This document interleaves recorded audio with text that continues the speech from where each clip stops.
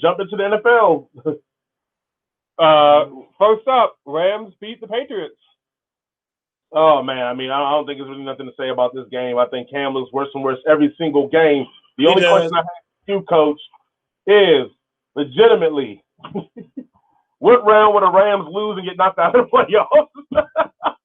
Yeah, the Rams are listen. The only thing keeping the Rams going is that defense. You know, when you got Aaron Donald, and he'll probably be the defensive player of the year again. You know, I know some people want to say Chase Young. Chase Young will be the defensive rookie of the year, and there's no doubt about that. But as far as the defensive player of the year, it's gonna be Aaron Donald. I mean, he's too much to handle. And he's a one-man wrecking crew, and he's keeping them in some games and whatnot. But the Rams aren't a good football team, in my opinion. I mean, McVay had his 1 year where he seemed like he was a genius and whatnot. Everybody's caught up to him now. He ain't fooling anybody. Jared Goff, y'all know I've always had my reservations about Jared Goff. I don't think that they're a quality football team right now, and I don't think they'll go far. I mean, they'll probably be one and done if they make it to the playoffs. All right, if both of you guys had to choose right now, Aaron Donald, Nick Bosa, and Chase Young, 5 years from now, which one would you want on your team? I'm taking Aaron Donald. Yeah. Okay. Yeah. I would take Donald. All right. What's the next game? And to answer your question, second round. Okay, second round knockout is what I think, because I think they're probably going to end up facing the winner of the NFC East. So I'll give them the win, but then they'll lose in the second round. I ain't gonna give them that. I think Myles Garrett's a bad man too. Don't get it twisted, Joe. I didn't want to leave him out of that, but I was just looking just to see the young guns in there and see where they would rank them. So he would be fourth. He would be fourth in that lineup, though. Still, Joe. Yeah, he's still a Brown. All right, next one. That's not the reason why I picked him, but Dallas beat the pants off the Bengals. Congratulations. All right, I mean, there's no question to be asked there, so we got to the next one. Okay, good. Chicago beat the hapless Texans. Nobody cares. Nobody cares about either one of them teams. Okay. Chiefs over Dolphins. I do want to ask a question about this one. The Chiefs over the Dolphins. Are we seeing a situation with the Chiefs right now that I don't want to say exposing a flaw because they won the game, so you can't really call it a flaw when you win the game. But are we seeing a situation with the Chiefs that they are playing only when they need to play rather than playing how they should play? Absolutely. Being an issue kind of later down the road, or will they just flip the switch? Absolutely. Here's the deal, and I mean, when you're as good as they are, talent as they have, they get bored. I mean, there's only so many games they're gonna get up for. You know, the Miami Dolphins isn't one of them. And, you know, like you said, Jason, they still got enough talent that at the end they can put their foot on the gas and win the race. But I think they're just bored right now. I think they're waiting and wanting the playoffs to hurry up and start. That'll give them more energy and whatnot to understand, okay, we got a shot at repeating, you know, for the Super Bowl. And then they'll turn the gas back on. But right now, I mean, unless they've got some big games on their schedule, I can see them dropping another game. Okay. And I want to switch that question. Something that Travis asked last week about the run game. I want to flip it and go, if you are coaching the Chiefs right now, Coach, how do you put a jolt of energy into the run game? Or is that something at the point you are what you are right now and you just ride it out? Well, no, I think you definitely need to run the ball more. They need to run the ball, and that will help everything. But in order to do that, what you're going to have to do is that you got to sit down and talk with the quarterback because he might be audible and out of some of those run plays. You know, I mean, the call comes in from the sideline, but still on the field, the quarterback, a lot of times in cases like I think Patrick Mahomes has, when they trust you, they'll allow you to audible out and do something else. And so, I mean, if you see cover zero and you got some man-to-man opportunities, he might audible out and call another play. And that's what all that stuff he's saying up there is doing. And I think he might be doing that a little bit too much sometimes. So first thing you have to do is say, hey, man, stay with some of those running plays and let's run the ball some. Because when they were running the ball earlier this year with the little running back from LSU, he was killing it. I mean, I think he was on pace to be over 1,000 yards rushing. And now all of a sudden it seems like they throw the ball every damn down all of a sudden. So he's going to have to kind of stick with the run more and then let them move the ball on the ground. And I was saying, I'm not a huge Clyde Edwards-Helaire fan. Like, even I'm talking in the pros, I think he's just another guy, man. I mean, I want to get Travis' thoughts on that and go to you, Coach. I mean, maybe I'm watching the wrong tape, but just I don't see the burst. I don't see the quickness that they all talked about. It just looks like 2 yards in a cloud of dust for me. So I don't know, Travis. Am I off on this, or are you guys seeing something different? So we've had conversations about this throughout the year. I liked him at the beginning of the season. I actually did see the burst. I saw the explosiveness at the beginning of the season, but the last about month. You're right. I think it's gone. I don't know if it's either I was seeing something that wasn't there in the beginning, or just as rookies do, especially a running back, he's kind of hit that rookie wall. He's getting tired and he's kind of declined. But probably the last month, he has really taken a dip. It's hard to say that he doesn't have it because, like I said, I saw it at the beginning of the year. I think it's just the fact that he's hit a wall and he's just another guy right now, and he doesn't impress. Well, part of the wall that he hit is what I just told you. They're not greasing him enough. I mean, when you're a running back and all you're back there doing is pass protecting because your damn quarterback wants to throw the ball every time and he's not putting the ball in your hands. I mean, dude, he's sitting back there thinking, I'm not a damn offensive lineman.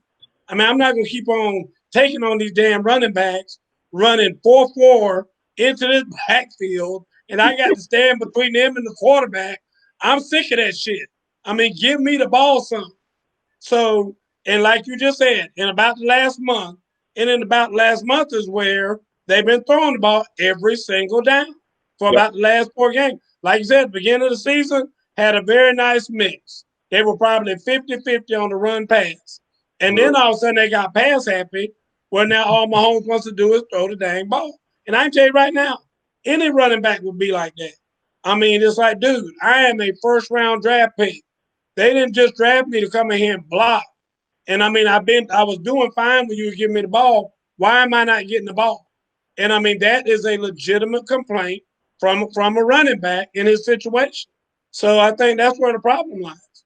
Absolutely. And Jay, you and I talked about it earlier in the year when we would watch some of Clyde Edwards-Helaire, and I think I pointed it out that he seems like the type of running back. He's got to get the ball 6, 7, 8 times to really get going. He's not the type I agree. To get the ball once or twice and he's going to go. He's got to get rolling. He's got to get lathered up, and I think that's what's hurting him. Okay? I agree. So to that, Cardinals over the Giants. Cardinals over the Giants. All right, are we ready to start greasing the Giants' wheels? Also, too, are we ready to downgrade the Cardinals? Like, which one? Are we upgrading the Giants or are we downgrading the Cardinals? I mean, I'm doing a little bit of both, to be honest with you. I think that Kyler Murray isn't as good. Daniel Jones is showing some signs that he might be good one day. I mean, it's and like I said, I just keep it real. I thought Daniel Jones stank last year, was terrible, but this year he looked a little bit better. I felt like Kyler Murray looked good at the beginning of the season. He's the one that looks tired to me. I mean, every time he comes on the football field, he takes his helmet off, it looks like he hadn't had a bath in like 3 weeks. I mean, he looks like he's homeless. I mean, just look like he just slept in a jail cell last night. I mean, that's what it looks like to me when he just looks like he's worn out. Also, we'll save it for next week. We'll see how it plays out. But I want to have an interesting conversation about, would you trade Saquon Barkley? Don't nobody answer. Let it fester in your mind how well the Giants are playing. That defense is top notch.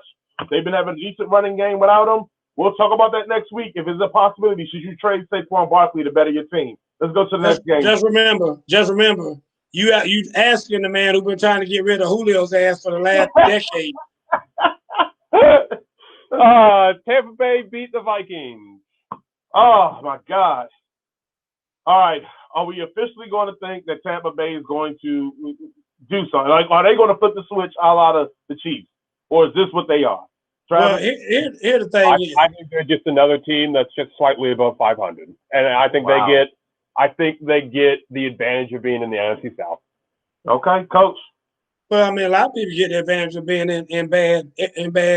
I mean, name one team that doesn't get that advantage, Travis. I mean, in your division, we know that there's an advantage there. I mean, am I right or wrong? I don't know how you're going to try to front. What about the NFC East you just talked about a few minutes ago about being boo-boo, and now all of a sudden you're going to try and talk about the NFC South? I think the NFC West, I think, is a real tough division. So that's one. That's the only division in football that's even tough. Because all the rest of them suck. Let's talk about your favorite team division. Is your favorite team, do they have a tough division? Cincinnati Bengals. Are they in a tough division? Yes. This year, yes. How? You got two teams that are going to make the playoffs, and you got a third that may make the playoffs. They're right on the edge. Yo, that division stinks, and you know it does. Tell me the NFC South stinks because of what they got in there. We know that's right now. The damn Saints don't even look good right now. And I'm gonna tell you this: I think that talent-wise, the Tampa Bay Buccaneers have a very good football team. Now, Brady isn't Brady anymore. We've talked about that for a couple years here. But if Brady does get that little playoff buzz and starts completing a little bit more of those long balls, they're a whole different football team. Whole different football team. And then I don't know what they're going to do with Fournette. I don't know what that's all about or what he's going to do. But they might need to go ahead and get rid of him. But like I said, and that's what everybody's saying is going to happen because he was a healthy scratch this week. So they're not even going to dress him, but there's nothing wrong with it. So that tells you right there. I mean, this might be his last year. They may need to use him next few weeks because Ronald Jones just went in for surgery. So who knows how long he's going to be out, if any. So, but no, you didn't read the report I saw. It said he got a pin put in his finger, but they're saying he can play with it. All right, next one. Denver beat the Carolina Panthers. Oh man, I don't think it's nothing. So unless Coach got something for this one, I got nothing for that. No, man, please. Okay. Which one of the 8 quarterbacks they had played in Denver? They got about 8 quarterbacks that they played. Just to answer your question, Drew Lock was the quarterback. Okay. And the rumor is that John Elway is really Drew Lock, and then he dresses up as Drew Lock. That's his alias, and he goes out there and plays on Sunday sometimes. Okay. Tennessee beat the Jaguars. All right, Tennessee. Here's the thing with Tennessee. We talked about the whole, I think, the Derrick Henry effect. When he's up, he's up. When he's down, he's down. At this point, what do you think will it take? What will it take for Tennessee to make the Super Bowl? Because that's what everybody's goal is. What will it take for Tennessee to win a Super Bowl? Do you see this in this team? What will it take, Coach? I don't see him win the Super Bowl. Not with this team. I mean, Derrick Henry is their guy, and Tannehill catches on fire every now and then, and he has some moments. But I just don't think that as a whole team, when you think about offensive line, defensive line, all of that, I don't think they have the pieces in place. I read an article not too long ago that said there's 5 pieces you must have in order to have a championship caliber football team make it to the Super Bowl. Got to have a quarterback. Quarterback's got must. And Tannehill borderline that. Got to have a lockdown corner. I don't know that they have a lockdown corner. Got to have a kill it pass rusher. Got to have that. You got to have a go get it wide receiver. I'm not sure they have that. And then you got to have one more. It is not running back. Let me think of what it is. It's one more position that's a must have. And like I said, they don't have half of what I've already said. I'll think of the other position in a second. But they said there's 5 positions that you got to have, and that's I don't think they have any of them. And Henry, and one of them isn't a tailback. I know it's not the tailback, and because they say you can get by with an average tailback, and Henry is their guy. And I mean that's the best part of their team. We think it's an offensive line, probably offensive line. That's what it is. The offensive lineman. You gotta have a left tackle. So most coaches are right, or most quarterbacks are right-handed. It's a left tackle. That's what it is. Name game for Tannehill. Go ahead, Travis. You got anything on the name game for Tannehill? Yeah. Well, first I'll answer your question. What would it take for Tennessee to make playoffs? So I actually think they could.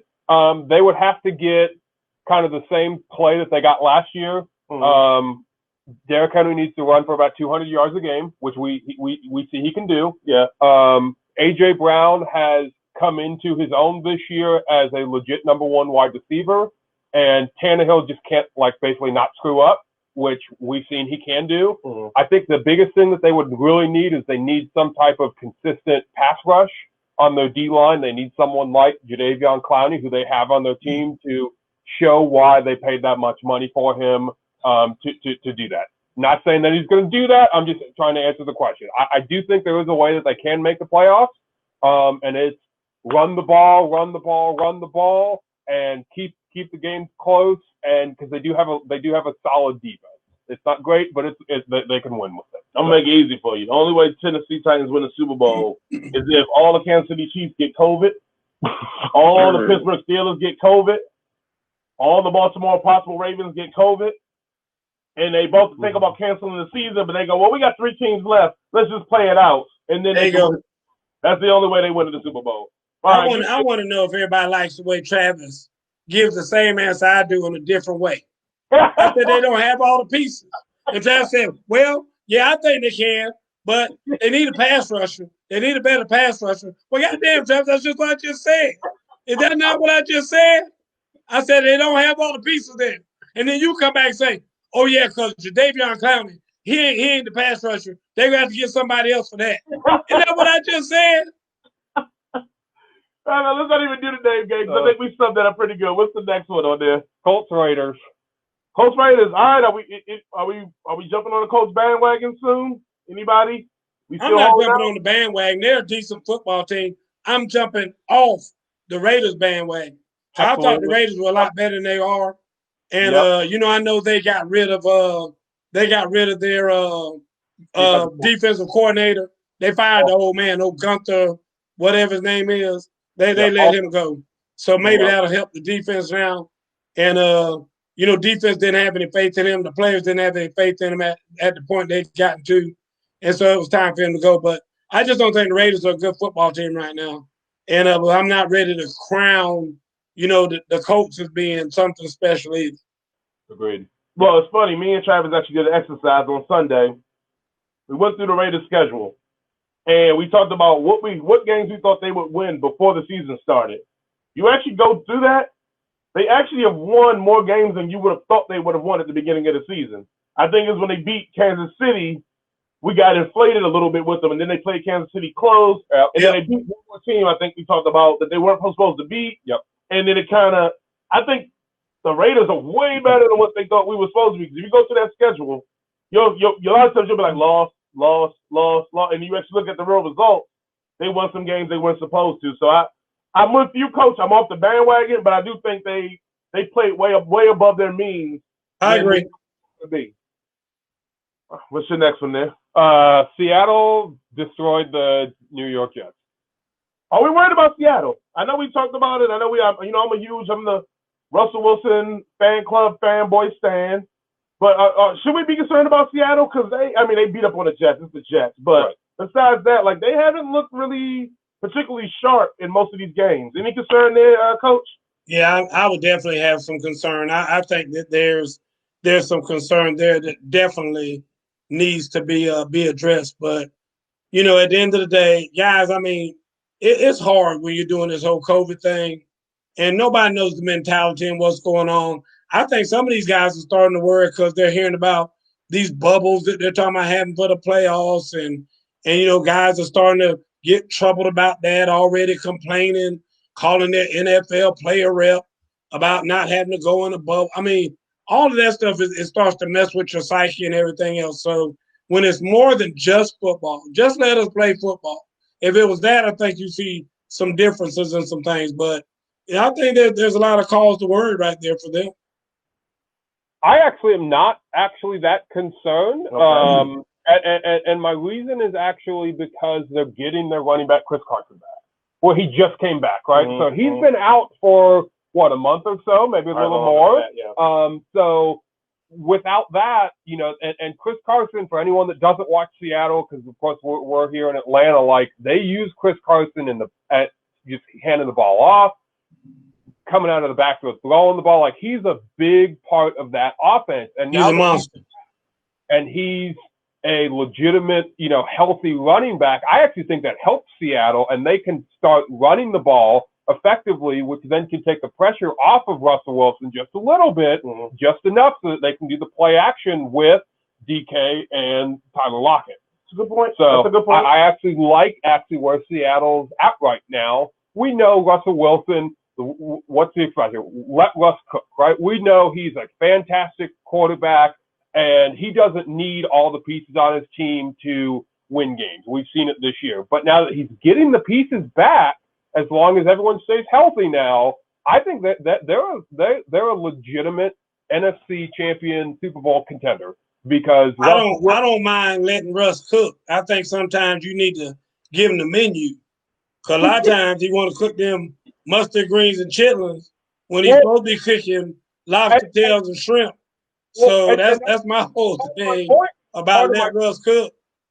Because they need to hand the ball off more and let Chris Carson do his thing like you're talking about, instead of always trying to get the ball to DK Metcalf. Yeah. Now that they've anointed him as being the best receiver in football. I agree. I had a follow-up question, but I think it's best to leave it there with chitlins and mustard greens. Never had that. Green Bay over the Lions.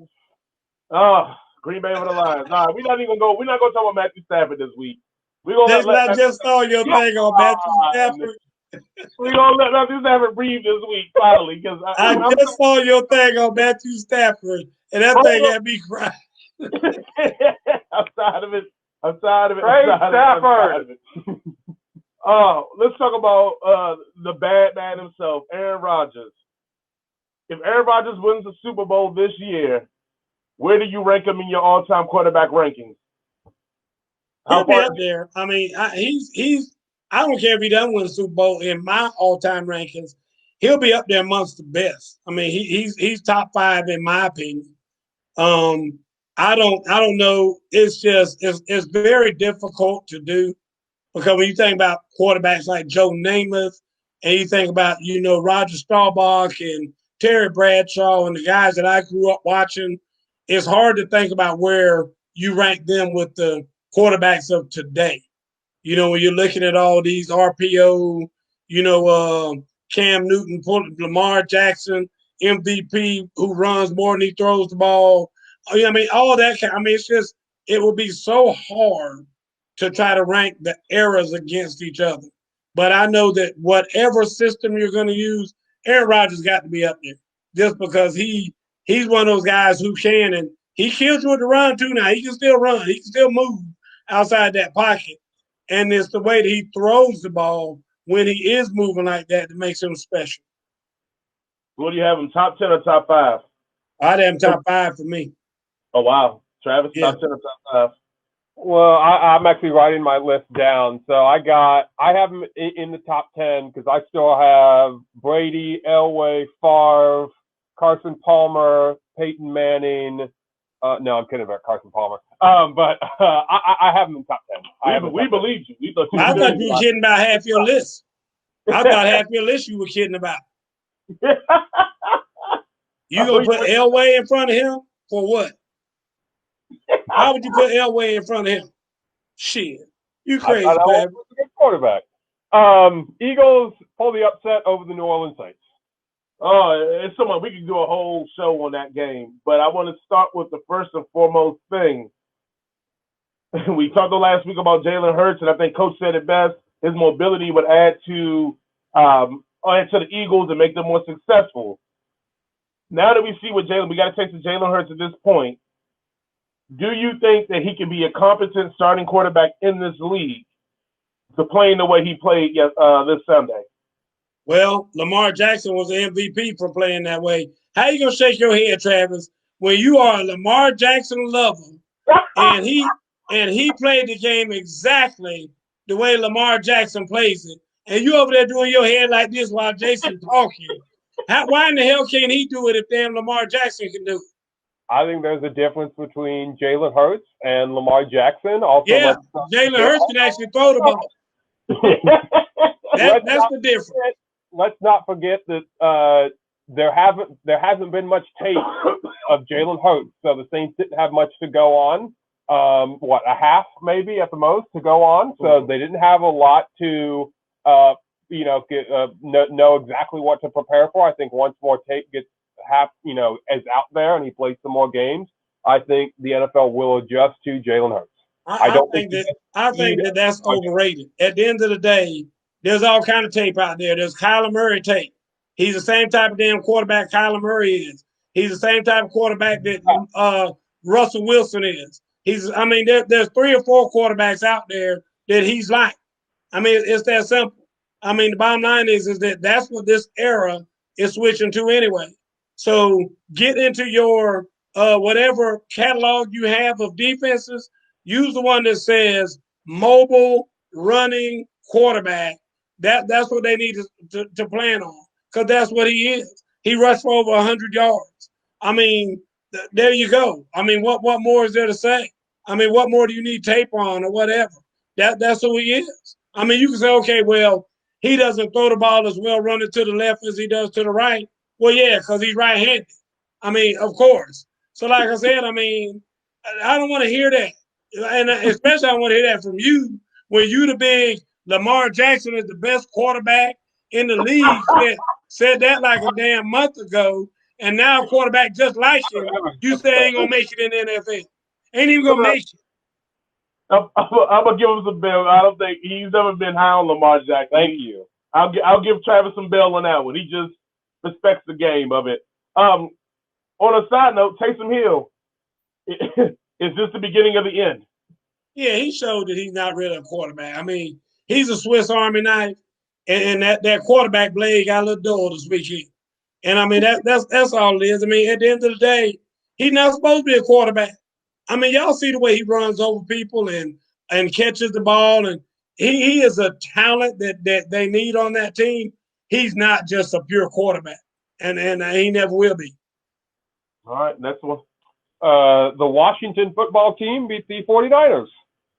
We can move past that. Yeah, that's Jason's team. I'm about to drop them, Jay.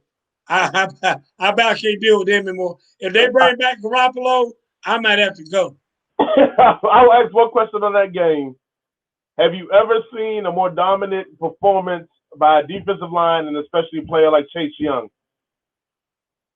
I didn't watch much of Lawrence Taylor. I was too young for Lawrence Taylor. But have you ever seen a D-line and a player be that dominant on one game? I tell you what, there was a D-line a couple years ago that I think it was Aaron Donald and then Ndamukong Suh were on the same defensive line, and them jokers were just rough. I mean, they were nasty. That's what this line reminds me of, this defensive line. When you just watch the surge and when you see them taking those big fat linemen from any team and just pushing them back in the backfield like they're doing, that is impressive as hell. And I mean, half the time those offensive linemen look like they're on roller skates. Just backpedaling and just sliding back. And so yeah, that's an impressive defensive line right there. That's why I don't know why Travis was talking about if they come out of the NFC East as the winners, and that's who LA's gonna have to play. LA's gonna have their damn hands full. I don't know why you think they're gonna beat them. I don't know why you think the Rams gonna beat them. Jared Goff gonna beat them, Travis. I don't know why you made that statement. Because that's Travis. That's what you said earlier, Travis. I just said I would take the Rams. Yeah. Okay. Yes. Washington football team favorite to come out of that division right now? Yes. Yes. Coach? I would say so. I mean, it damn sure ain't Philadelphia, and it damn sure ain't Dallas. That like I said, now this is that powerhouse division that Travis talking about. All these divisions so strong. Everybody's so strong, but anyway, man, all these divisions suck except the one out there on the whatever it is, the AFC North, whatever it is out. That's the only one. All right, next one, Travis. The Falcons lost to the Chargers. Do we care? Do Coach care? Listen, any Falcon loss. Before you start, Coach, let's keep it perspective there. You were rooting for them to make the playoffs 2 weeks ago. Yeah. Well, here's my thing. I'm rooting for them to do anything stupid. So if making the playoffs so that they get a bad pick, that's for me too. I'll take anything that's gonna hurt them. But here's my thing. Did you see what Matt Ryan did after I mean, the way he acted out. Look, dude, I don't know how y'all rock with them. He gonna slam his helmet on the ground. What is that gonna do? I mean, I don't think these guys understand. Now you're gonna walk around talking about how you are a role model and this, that, and the other. This man threw an interception, went over there, grabbed his helmet, and slammed it on the ground. What is that for? I mean, is that gonna take back that interception? I mean, grow up. I mean, you got to be kidding me. I just thought that was terrible. But I love watching them lose. I love watching the Falcons lose. But I'm just talking about brought sheer joy to my heart.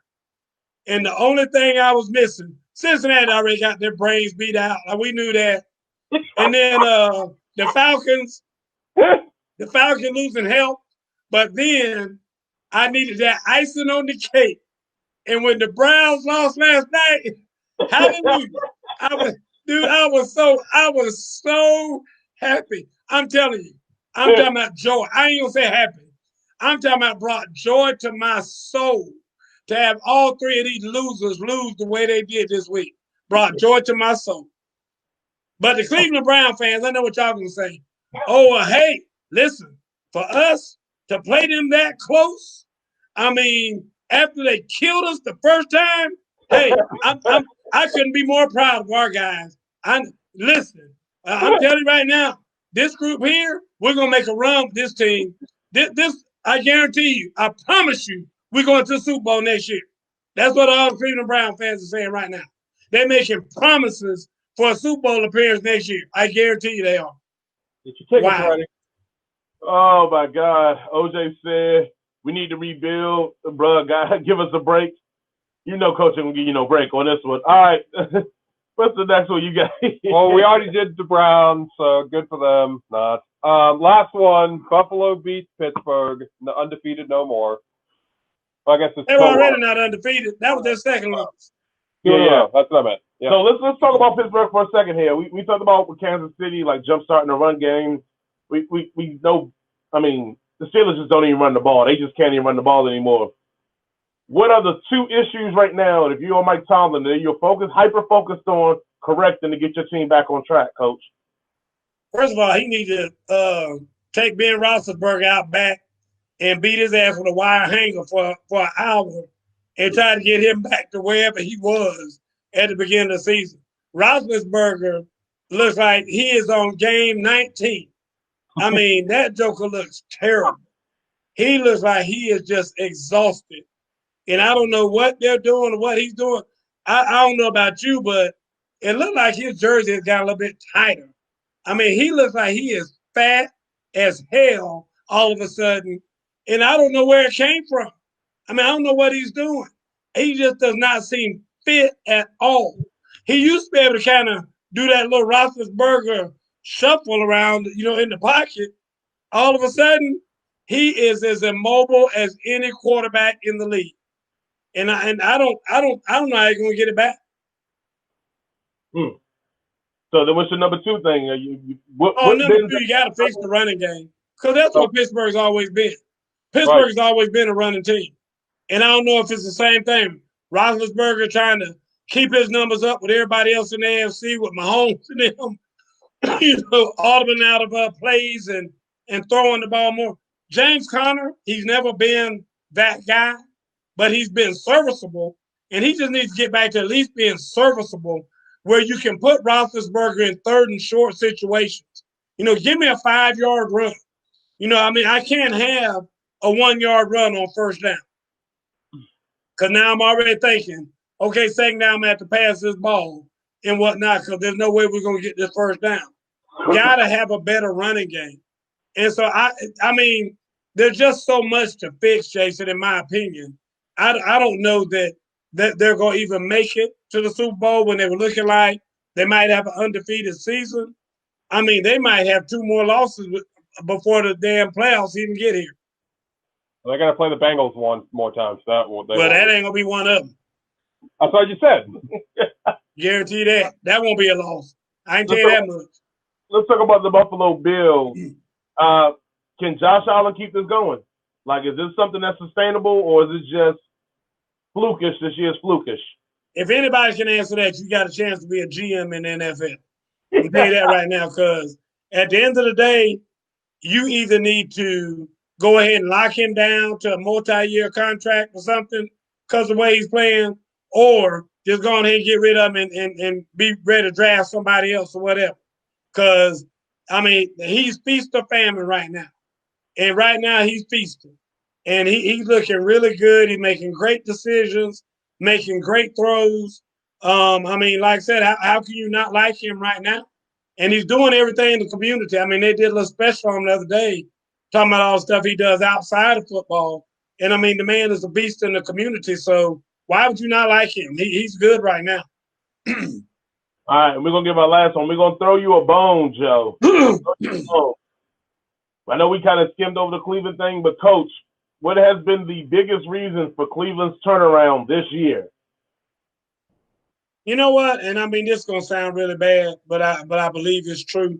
I believe that, you know, Baker Mayfield is playing his best. And I want to say Baker started playing his best when Odell left. I think Odell, it might have been the pressure of having Odell, knowing that I gotta feed him. If not, he's gonna cuss me out on the sideline and talk about my mom and everything else. And so not having that, and, you know, now you just got to really feed Jarvis Landry, which, you know, he's looking for him on just about every play. I mean, you got, you know, a good running back in Nick Chubb. You got a good pass rusher in Myles Garrett. So, I mean, you got most of the pieces that you need. And I think that pressure being off of Mayfield to get the ball to Odell, I think that I'm just saying that, call me crazy, but look at what's happened ever since Odell left. I mean, they look like a whole different football team. All right, I want to ask this a real talk. Better chances to make the Super Bowl, the Tennessee Titans or the Cleveland Browns? Travis first, then Coach. Tennessee. Okay, Tennessee, Coach. See, Travis, that's just unfair. and I can't stand the Browns. I know everybody thought I was going to say the Browns. But I'm telling you right now, I think the Browns have a better chance of making it. Now, they're going to get the hell beat out of them in the first round. But as far as making it, they got a chance of making it better than Tennessee right now. Because Tennessee ain't only got a run game. And Tennessee is, I mean, Derrick Henry could call them right now and say, hey, I was getting out of my car and I slipped on banana peel and landed on my butt and broke my tailbone, and they're done. It's over. It's over, Tennessee.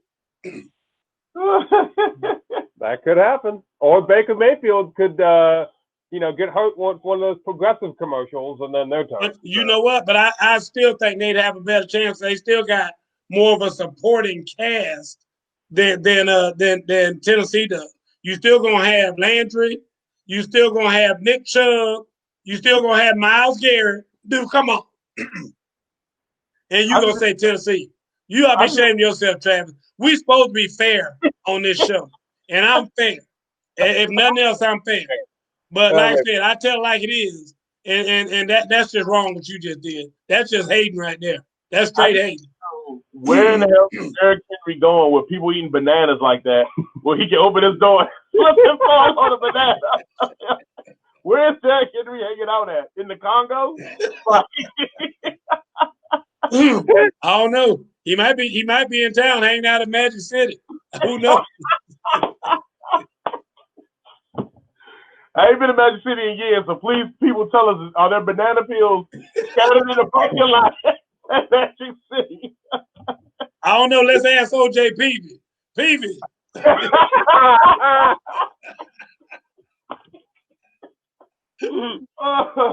Peavy, don't mess around and answer that question. We'll get yourself in trouble. All right, guys. Well, that is our show. Let's go ahead and wrap it up. Folks, we got to get out of here. I have seen so many names on here. It's crazy. Want to thank the Goodsons for being on here. Tom, I'll be back to see you soon. I'm coming in there to see a movie probably this weekend. Annette Hood, hey, Miss Hood, I know you love you some Julio. And I hope one day you and Julio get it together before they fire him from Atlanta. But anyway, I don't know if Mr. Butler is Mr. Butler on here tonight. I didn't see Mr. Butler. Yeah, he on there. Yeah. Okay, so Mr. Butler was on here, but folks, we appreciate all y'all for being here. We're gonna get on off this thing now. We hope y'all will be here next week. We will definitely be here. We'll see y'all then. Good night, Miss Francis. Right from the hip. Thank you guys for watching.